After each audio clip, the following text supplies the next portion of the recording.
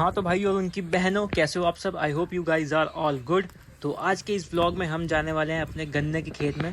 मतलब गन्ने के खेत से मेरा मतलब है हम गन्ने काटने वाले हैं, क्योंकि हम लोग जा रहे हैं आज उसको बनाने गुड़, और उससे जो लाई के लड्डू बनते हैं। अब तुम्हारे गांव में या तुम्हारे जगह पे उसको क्या बोलते हैं मुझे नहीं पता, बट हमारे यहाँ उसको ढूंढा कहते हैं।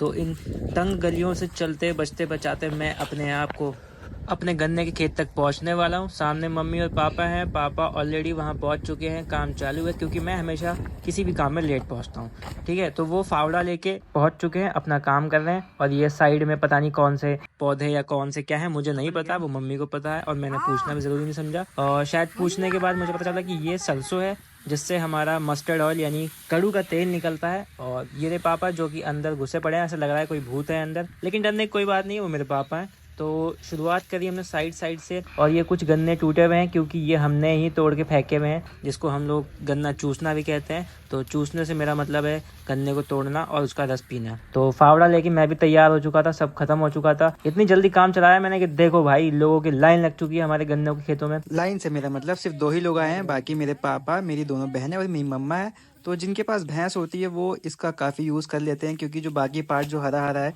जिसको हम लोग गेड़ा कहते हैं, वो अपनी भैंसों का चारा बन जाता है, जिससे कि हमारी भी मदद हो जाती है गन्ने साफ करने में, और उन्हें अपनी भैंसों के लिए चारा मिल जाता है। इन सारी चीज़ों के बाद भी हमें गन्ने को नीचे से साफ करना बहुत ज़रूरी है, ताकि जितनी भी इम्प्योरिटीज़ है वो कम से कम रहें गुड़ और ढूंढा में।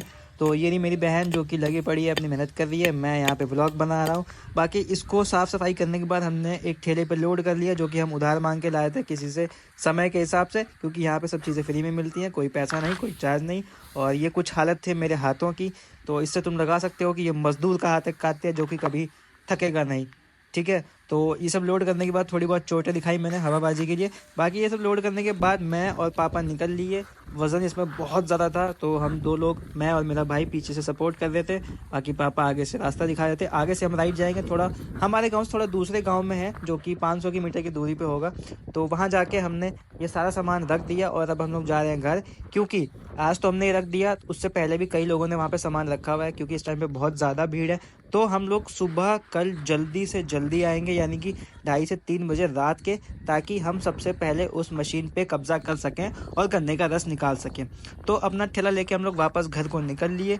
तभी रास्ते में मुझे कई सुंदर सुंदर चीज़ें दिखी, जो कि मैं तुम्हें दिखाना चाहता था, मैं दिखाने वाला हूँ। तो देखने के लिए तैयार हो जाओ, शर्माओ नहीं। तो वो चीज़ जो मैं दिखाने वाला हूँ तुम्हें, वो कुछ इस प्रकार है। क्या तुम तैयार हो? Are you sure? तो देखो, मैं घुमाता हूँ और तुम्हें दिखाता हूँ कि ये क्या चीज़ है।